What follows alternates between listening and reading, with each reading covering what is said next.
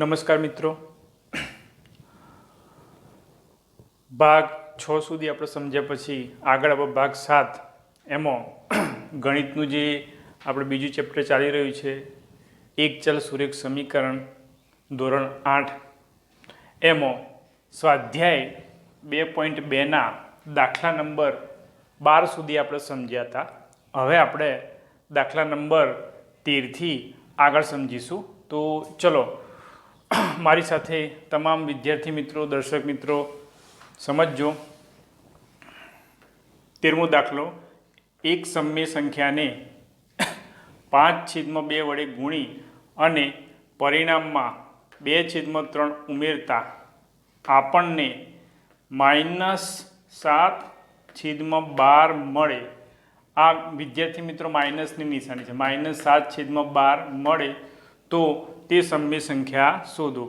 હવે સમય સંખ્યાના ચેપ્ટર્સમાં આગળ આપણે સમજ્યા હતા અગાઉના ધોરણમાં સમય સંખ્યાને p/q સ્વરૂપે દર્શાવી શકાય. તો એમાં અંશ અને છેદ એમ અલગ અલગ હોય છે. ઉપરની સંખ્યાને અંશ કહેવાશે અને નીચેની સંખ્યાને છેદ કહેવાશે. બરાબર? તો અહીંયા ધારો કે એક સમય સંખ્યા x છે. બરાબર? આપણે ધારી લીધી. હવે આપણને રકમમાં આપ્યું છે એ પ્રમાણે સ્ટેપ બાય સ્ટેપ જઈશું. તો એ જે સમય સંખ્યાને છે ને 5/2 વડે ગુણવાના, તો તે સમય સંખ્યા 5/2 વડે ગુણી અને પરિણામમાં 2/3 ઉમેરવાના છે. જે જવાબ આવે એમાં 2/3 ઉમેરવાના. તો જે સમય સંખ્યા આપણે ધારી હતી, કઈ ધારી હતી? x. તો xને આપણે કેટલા વડે ગુણીશું? 5/2 વડે ગુણી દીધા, જે ગુણવાનું કીધું છે રકમમાં વડે ગુણતા. અને પછી આપણને ઉમેરવાનું કીધું છે. જો પરિણામમાં 2/3 ઉમેરતા એટલે સરવાળો કરવાનો છે. બરાબર? તો એ ઉમેરી દીધા વત્તા 2/3. બરાબર? હવે એનો જે જવાબ આવે છે તો એ પરિણામ આપણને કેટલું મળે છે? -7/12. તો એનો જવાબ આપણને -7/12 મળે છે. એટલે આ બંનેનો જે સાદુરૂપ આપતા એનો જવાબ આપણને -7/12 મળે છે. એટલે બરાબર કરીને કરી દીધું. એટલે વિદ્યાર્થી મિત્રો આપણને આવું સમીકરણ મળી ગયું. હવે એ સમીકરણનો આપણે ઉકેલ શોધીશું. તો જો અહીંયા 2, 3 અને 12. તો 2, 3 અને 12નો લસા લઈએ તો કેટલો આવશે? 12 આવશે. લસામાં આપણે આગળ સમજ્યા હતા, ફરીથી એકવાર હું રિપીટ કરી દઉં. 2, 3 અને 12. તો એ જો 2, 3 અને 12. તો એના આપણે આ રીતે ખાના પાડી અને અલગ અલગ નાનામાં નાની સંખ્યા 2 વડે ભાગ ચલાવીશું. પછી ના ચાલે તો 3 વડે. 2 એકા 2, જેને ના ચાલે એમના એમ. અને 2 6 12. પછી હજી 2 ચાલશે. 2 3 ના ચાલે તો એમના એમ. 2 તરી 6 તો 3. અને હવે આ બધામાં 3 છે તો 3 ચાલે. 3 એકા 3, 3 એકા 3. છેલ્લે આપણે 1 રહેવું જોઈએ. તો આ બધું જે આવી 3 સંખ્યાઓ એ લસા કહેવાશે. 2 દુ 4 તરી 12. એ ટોટલ લસા કેટલો થયો? 12. બરાબર? તો અહીંયા આપણે તમામના છેદમાં 12 લાવવાના છે. તો એ જે 2 છે તો 2ને કેટલા વડે ગુણીએ તો 12 આવે? તો 6 વડે. તો જો એ 6 વડે ગુણ્યા છે ને અહીં પણ 6 વડે. નીચે ગુણીએ તો ઉપર ગુણવા પડે. એમ અહીંયા 3 છે તો 3ને કેટલા વડે ગુણીએ તો 12 આવે?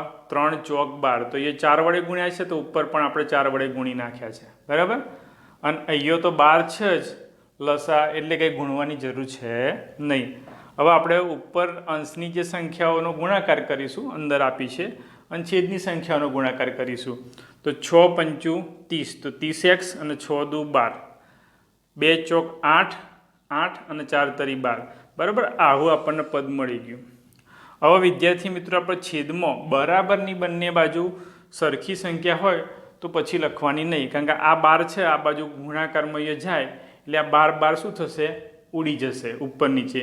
એટલે પછી એના પછીના સ્ટેપમાં આપણે જો 12 લખ્યા નથી, એમના એમ લખી દીધું. બરાબર? 12 દૂર કરી દીધા. હવે 8 છે એ સરવાળામાં છે તો જમણી બાજુ જશે તો માઇનસમાં જશે. તો -7 અને -8. તો 7 ને 8 કેટલા થશે? 15. એટલે -15 થયા. બંને માઇનસ નિશાની હોવાથી આપણે એનો સરવાળો કરીશું. તો 30x બરાબર -15. તો આ 30 ખરા એ ગુણાકારમાંથી આ બાજુ ભાગાકારમાં જાય એટલે નીચે જતા રહ્યા. હવે 15 ગુણ્યા 2, 15 ગુણ્યા શું થશે? 2 થશે. તો આજે 15 ઉડી જશે અને છેદમાં કેટલા વધશે? 2. તો એ x બરાબર -1/2 આનો જવાબ આવશે. x બરાબર -1/2 આ દાખલાનો જવાબ, એટલે ઉકેલ મળી ગયો. તો આ એક સમય સંખ્યા થઈ ગઈ. બરાબર, સમય સંખ્યાને આપણે p/q સ્વરૂપે લખીએ છીએ એ રીતે. 14મા નંબરનો દાખલો વિદ્યાર્થી મિત્રો, લક્ષ્મી એક બેંકમાં ખજાનચી છે. ખજાનચી એટલે આપણે જે પૈસાની લેવડ દેવડ એનો હિસાબ રાખે એને ખજાનચી કહેવાય. બરાબર, કેટલા પૈસા જમા થયા, કેટલા દિવસ દરમિયાન ઉપાડ થયો, આ તમામની નોંધ રાખે એને ખજાનચી કહેવાશે. તો ખજાનચી છે, તેની પાસે અનુક્રમે 10 રૂપિયા, 50 રૂપિયા અને 10 રૂપિયાના 100 રૂપિયા, 50 રૂપિયા અને 10 રૂપિયાના મૂલ્યની ચલણી નોટો, એટલે કાગળની નોટો, આપણે ચલણી નોટો એટલે તો આ નોટોની સંખ્યાનો ગુણોત્તર અનુક્રમે 2:3:5 આપેલો છે. તો કુલ રકમ એ જે બધી ભેગી થઈને નોટોની કુલ રકમ રૂપિયામાં 4 લાખ થાય છે. 4 લાખ હોય તો લક્ષ્મી પાસે દરેક મૂલ્યની કેટલી ચલની નોટો હશે? એટલે વિદ્યાર્થી મિત્રો, આ દાખલામાં આપણે નોટોની સંખ્યા શોધવાની છે. માનો કે તમારા જોડે 10 રૂપિયાની માનો કે 10 નોટો છે, એટલે 100 રૂપિયા થાય. તમારા જોડે 100 રૂપિયા છે તો 10ની નોટો કેટલી? તો 10. તમારા જોડે 100 રૂપિયા છે તો 10ની નોટો કેટલી? તો 10. એમ અહીંયા આપણને 100 રૂપિયા, 50 રૂપિયા, 10 રૂપિયાની મૂલ્યની નોટો કહી દીધી છે અને એનો ગુણોત્તર કહી દીધો છે અને એ કુલ રૂપિયા કહી દીધા છે. બરાબર, 4 લાખ છે તો આપણે નોટોની સંખ્યા શોધવાની છે. હવે આપણે દાખલો ગણીશું અને સમજીશું. દાખલો એકદમ સહેલો છે વિદ્યાર્થી મિત્રો, ધ્યાન રાખશો તો સ્ટેપ બાય સ્ટેપ લગભગ તમામને ખ્યાલ આવી જશે. એટલે મારી સાથે તમામ વિદ્યાર્થી મિત્રો, દર્શક મિત્રો જોડે જોડે ધ્યાન રાખજો અને આ જે ચેપ્ટર્સના જે દાખલા છે એ તમામ વિદ્યાર્થીઓ સુધી પહોંચે અને એનો લાભ મળે અને સારી રીતે સમજે એવો પ્રયત્ન કરજો. જો લક્ષ્મી પાસે 100 રૂપિયા, 50 રૂપિયા અને 10 રૂપિયાના મૂલ્યની ચલની નોટોની સંખ્યાનો ગુણોત્તર જે આપણને રકમમાં અહીંયા આપી દીધો છે 2:3:5 આપેલ છે. બરાબર, તો એનો મતલબ હવે આપણે ગુણોત્તરમાં આગળ મેં 2-3 વાર દાખલામાં સમજાવ્યું હતું કે ગુણોત્તર હોય તો એ સંખ્યા છેદમાં અને અંશમાં ઉડી ગઈ હોય તો એને જ્યારે ધારીએ તો કોઈ એક સંખ્યા પાછળ ગુણાકારમાં x કે y લખવી પડે. તો અહીંયા આપણે એ જ રીતે કરીશું. તો 100 રૂપિયાની ચલની, ધારો કે 100 રૂપિયાની ચલની નોટોની સંખ્યા બરાબર 2x, 50 રૂપિયાની ચલની નોટોની સંખ્યા જે આપણે એ ક્રમ ઉપર આપ્યો છે ને એ 100નો ક્રમ એટલે એ પહેલાં 2, 50નો ક્રમ એટલે 3 અને 10 એટલે ત્રીજા નંબરની એટલે 5. એ ક્રમમાં આપણે ધારી લેવાનું. એટલે 50ની ચલની નોટોની સંખ્યા 3x અને 10 રૂપિયાની ચલની નોટોની સંખ્યા 5x. બરાબર, એ ક્રમમાં આપણે ધારી લીધું. હવે 100 રૂપિયાની જે ચલની નોટોની કિંમત લઈએ તો અહીંયા આપણને જ્યાં 2x, 3x ને 5x એ શું મળી? સંખ્યા મળી. બરાબર, 100 રૂપિયાની ચલની નોટોની કિંમત રૂપિયામાં તો 100 ગુણ્યા 2x, 2x ગુણ્યા 100 એટલે 200x થાય. વિદ્યાર્થી મિત્રો, તમને અહીંયા 100 રૂપિયાની ચલની નોટો છે. બરાબર, અને એવી નોટો મેં એમ કીધું કે ભાઈ 10 નોટો છે. કેટલી નોટો છે? 10 નોટો અને 100 રૂપિયાની છે. તો કુલ રૂપિયા કેટલા થાય? એ નોટોની કિંમત રૂપિયામાં ગણીએ તો આપણે આ બંનેનો શું કરવો પડશે? ગુણાકાર. એટલે 100 ગુણ્યા 10 કરીએ તો એનો મતલબ તમારા જોડે 1000 રૂપિયા છે. એ જ વસ્તુ આપણે અહીંયા કરી છે. અહીંયા નોટોની સંખ્યા આપી દીધી છે. માનો કે એક નોટ હોય તો 100 રૂપિયા હોય, 2 નોટ હોય તો 200 રૂપિયા, 3 નોટ હોય તો 300 રૂપિયા. એમ અહીંયા 2x જેટલી નોટો છે. એક્સ આપણને કિંમત ખબર નથી, જે આપણે શોધવાની છે. એટલે અહીંયા નોટોની સંખ્યા 2x છે, તો એમાં 100 વડે ગુણી નાખીએ રૂપિયા વડે, જેમ અહીંયા ગુણ્યા રીતે. તો આટલા રૂપિયાની નોટો 100ની થઈ. બરાબર, 100 રૂપિયાની નોટો આટલી થઈ. આવું તમામ બાકીના બેમાં પણ કરવાનું છે. એટલે 50 રૂપિયાની ચલની નોટોની કિંમત, તો એ 50 રૂપિયાની કેટલી ધારી હતી? 3x. તો 3x ગુણ્યા 50, એટલે 5 તરી 15, એટલે 150x રૂપિયા. આટલા રૂપિયાની જે નોટો કહેવાય એ 50ની છે. બરાબર, અને 50 રૂપિયાની ચલની નોટોની કુલ કિંમત કેટલી છે? 150x. એ જ રીતે 10 રૂપિયાની ચલની નોટોની કિંમત, તો 10 રૂપિયા અને એની ધારી છે કેટલી? 5x. તો 5x ગુણ્યા 10, એટલે 10 × 5 = 50. તો 50x રૂપિયા. આટલા કુલ રૂપિયા એ 10ની નોટો, 10 રૂપિયાની નોટોની કિંમત છે. હવે લક્ષ્મી પાસે જે કુલ રૂપિયા છે આપણને રકમ આપી દીધા છે, જોઈ લો 4 લાખ રૂપિયા આપી દીધા છે. એ 4 લાખ રૂપિયા છે. તો એનો મતલબ 100 રૂપિયાની ચલની નોટો 200x, પછી વત્તા 150x વત્તા 50x. 200x વત્તા 150x વત્તા 50x બરાબર 4 લાખ. ત્રણે ત્રણ જે આ રૂપિયા થયા, આ રૂપિયા શોધ્યા, આ રૂપિયા શોધ્યા, આ રૂપિયા. તો જે આ 100 રૂપિયાની કુલ કિંમત કેટલી છે? 200x. 50 રૂપિયાની ચલની નોટોની કુલ કિંમત 150x. 10 રૂપિયાની ચલની નોટોની કિંમત 50x. તો આ તમામ જે રૂપિયા ખરા એ અલગ અલગ નોટોના, એનો સરવાળો આપણને કુલ 4 લાખ રૂપિયા રકમમાં આપી દીધો છે. તો સરવાળો કર્યો. હવે વિદ્યાર્થી મિત્રો આપણને સમીકરણ મળી ગયું. એટલે જો 200, 150, 50, એટલે 150માં 50 ઉમેરીએ એટલે 200 થાય. 150માં 50 ઉમેરીએ એટલે 200, અને 200 ને 200 400, તો 400x થયા. 400x અને આ બાજુ 4 લાખ છે. હવે 400 ગુણાકારમાંથી નીચે ભાગાકારમાં આવી ગયા. તો અહીં જુઓ, આપણે એક મીંડું ઉપર, બીજું મીંડું ઉપર નીચે ઉડી ગયું, તો એ 4000 વધ્યા. તો 4000 એનો મતલબ વિદ્યાર્થી મિત્રો 4 ગુણ્યા 1000 કરીએ તો 4000 થાય. તો એ ઉપર નીચે જો 4 4 ઉડી જશે, વધ્યા. વધશે કેટલા? એ જવાબમાં 1000. તો x બરાબર આપણો ઉકેલ કેટલો મળ્યો? 1000 મળી ગયો. હવે તમામ નોટોની આપણે સંખ્યા શોધવાની છે હજી. તો અહીંયા જો 100 રૂપિયાની ચલની નોટોની સંખ્યા, તો એ કેટલી ધારી હતી? 2x. તો એક્સની કિંમત મૂકી દેવાની, 2 ગુણ્યા 1000. એક્સની જગ્યાએ આપણે કેટલી કિંમત હતી? 1000 શોધ્યા હતા ને આપણે ઉપર, જો આ 1000 શોધ્યા હતા.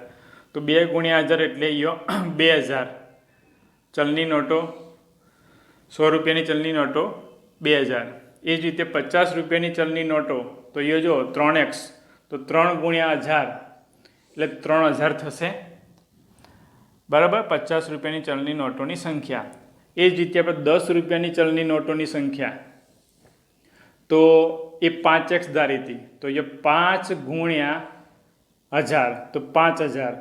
બરાબર, તો આ 5 રૂપિયાની 10 રૂપિયાની ચલની નોટોની સંખ્યા આપણને મળી ગઈ 5000. એટલે આમ જવાબ કેટલો મળ્યો? 2000, 3000 અને 5000. બરાબર, આ નોટોની આપણને સંખ્યા મળી. સંખ્યા શોધવાની હતી. બરાબર, રૂપિયા તો કુલ આપણને આપી દીધા હતા. વિદ્યાર્થી મિત્રો, દાખલામાં ખ્યાલ આવી ગયો છે હું આશા રાખું છું. અને આપણે આ ભાગ 7નો જે પહેલો વિભાગ સમજ્યા. હવે દાખલા નંબર આગળ આપણે 14 સમજ્યા હતા, એના પછી જે 15નો દાખલો બીજા વિભાગમાં આપણે સમજીએ.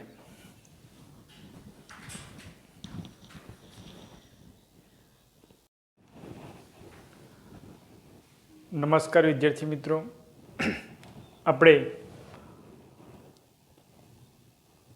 ધોરણ 8 વિષય ગણિતનું જે બીજું ચેપ્ટર એક ચલ સુરેખ સમીકરણમાં ભાગ 7નો પહેલો વિભાગ સમજ્યા હતા.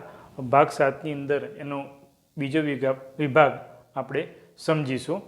તો એમાં મેં તમને સ્વાધ્યાય 2.2માં દાખલા નંબર 14 સુધી સમજાવ્યું હતું. હવે દાખલા નંબર 15 અને 16 એમ 2 દાખલાઓ આ સ્વાધ્યાયની અંદર બાકી છે. તો આપણે હવે બંને દાખલાઓ આજે સમજી લઈશું.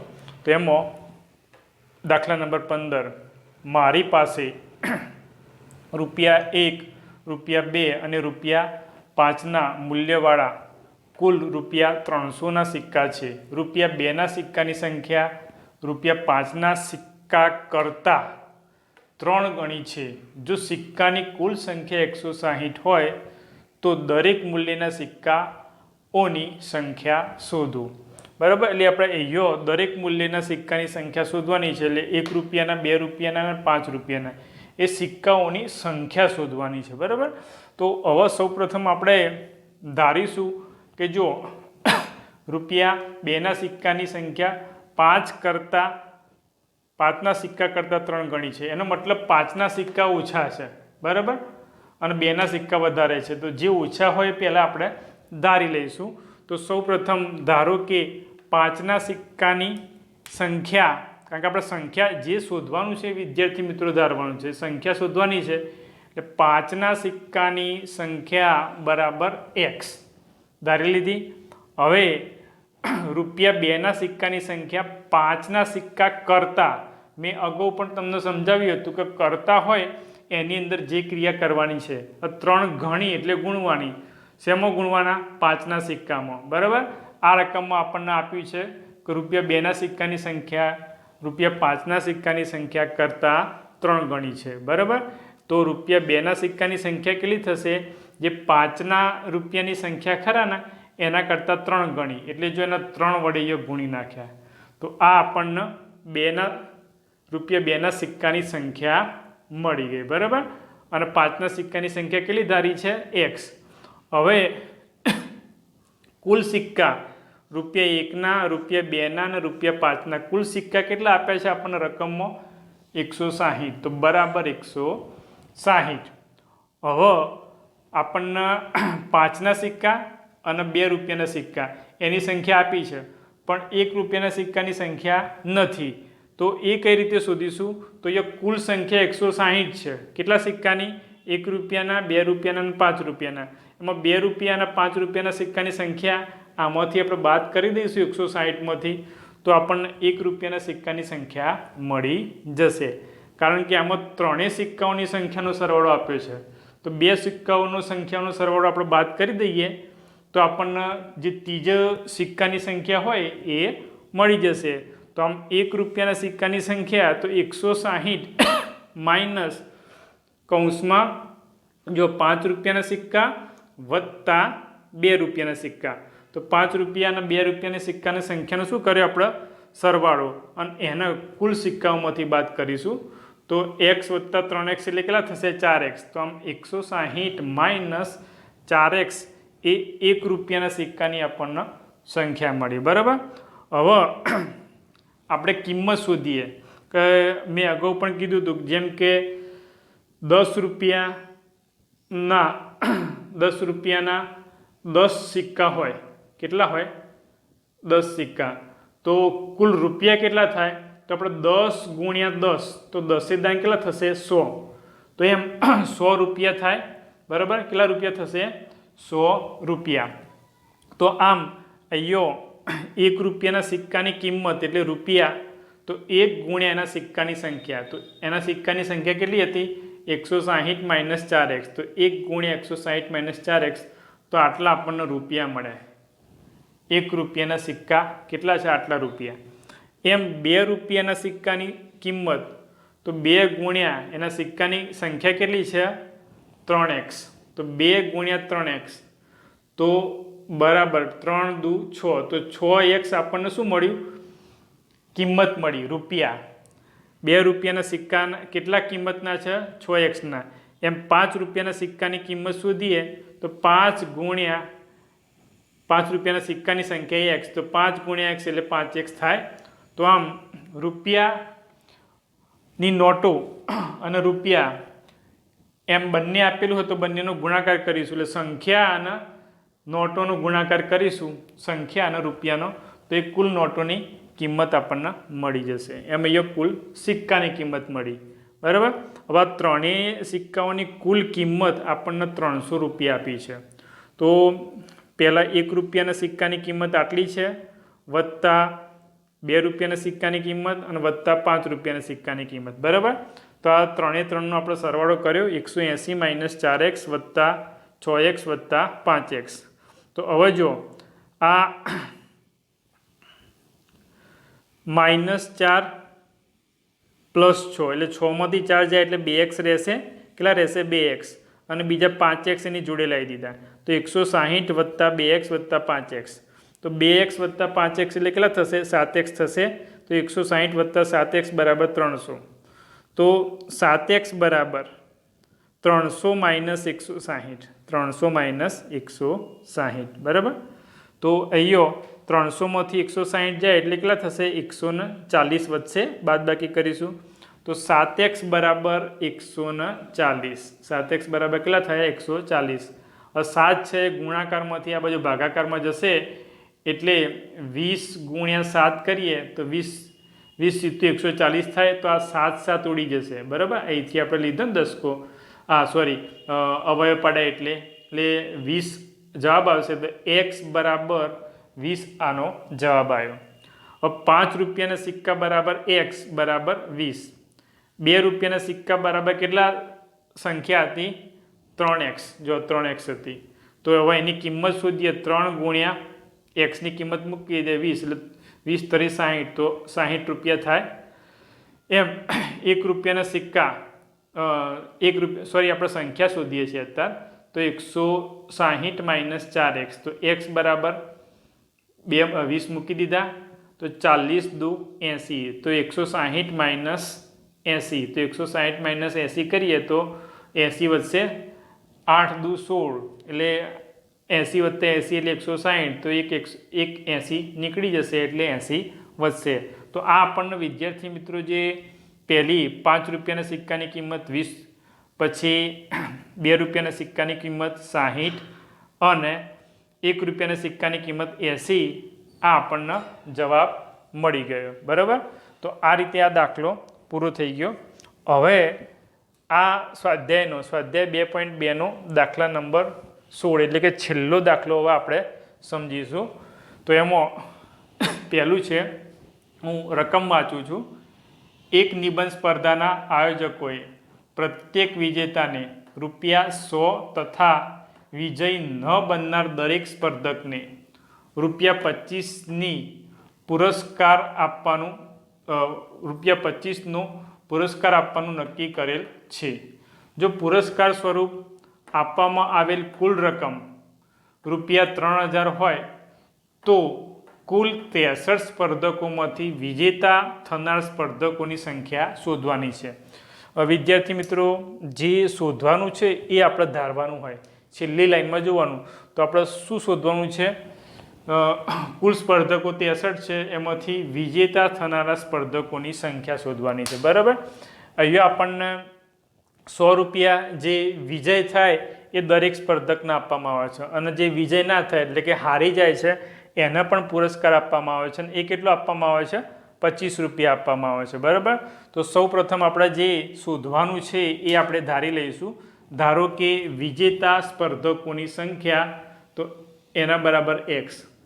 હવે સ્પર્ધકોની કુલ સંખ્યા કેટલી છે? 63, જે આપણને રકમમાં આપી છે. જો 63 કુલ સ્પર્ધકોની સંખ્યા છે. તો આવા વિજેતા થનાર અને વિજેતા ના થનાર બંનેની થઈને 63 થશે. આ રહીએ વિજેતા થનાર અને વિજેતા ના થનાર. તો વિજેતા થનારની સ્પર્ધકોની સંખ્યા x ધારી, તો એનો મતલબ વિજેતા ન થનાર સ્પર્ધકોની સંખ્યા આપણે લેવી હોય તો 63માંથી વિજેતા થનાર આ જે x ખરા ને એ બાદ કરી દઈએ તો આપણને વિજેતા ન થનાર સ્પર્ધકોની સંખ્યા મળશે. એનું આપણે સીધું ઉદાહરણ લઈએ કે માનો કે કોઈ બે સંખ્યાનો સરવાળો કેટલો છે? 5 આપેલો છે તમને. કેટલો આપ્યો છે? 5 આપ્યો છે. હવે એક સંખ્યા માનો કે 2 છે. કેટલી છે? 2. તો બીજી સંખ્યા શોધવી હોય તો આપણે 5માંથી 2 બાદ કરીએ તો 3 મળે કે નહીં? ખ્યાલ આવે? ફરીથી બે સંખ્યાનો સરવાળો કેટલો આપ્યો છે? 5 આપ્યો છે. એમાંની એક સંખ્યા 2 છે, તો બીજી સંખ્યા આપણે શોધવી છે તો 5માંથી આપણે 2 બાદ કરીએ તો આપણને કેટલા મળે? 3 મળી જાય. તો આમ આ બંને સંખ્યાઓ મળી. તો અહીંયા આપણને એક કિંમત x આપેલી છે અને કુલ કિંમત 63 આપી છે. તો બીજી કિંમત 63 માઇનસ x કરીશું એ બીજી કિંમત આપણને મળી જશે. બરાબર.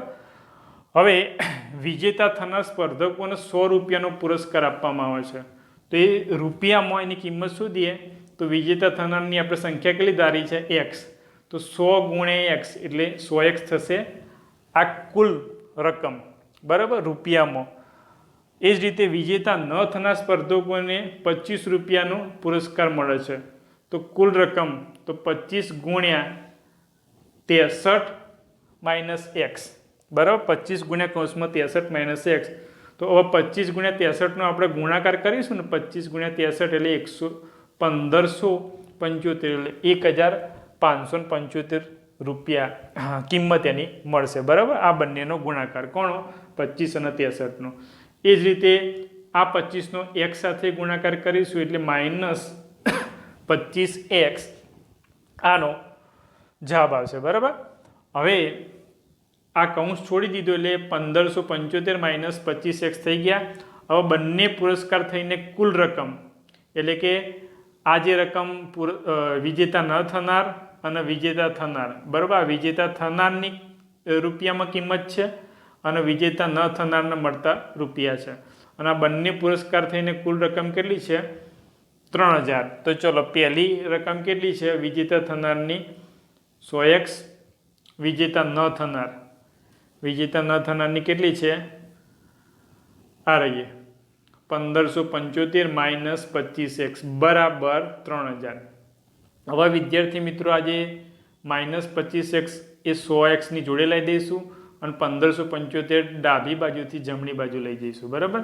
તો જો 100x માઇનસ 25x જોડે લઈ દીધા અને 3000 માઇનસ 1575. હવે 3000માંથી 1575 જાય તો અહીંયા દસકો લઈશું. વિદ્યાર્થી મિત્રો જુઓ અહીંયા બાદ બાકી આપણે સમજી લઈએ માઇનસ 1575. બરાબર.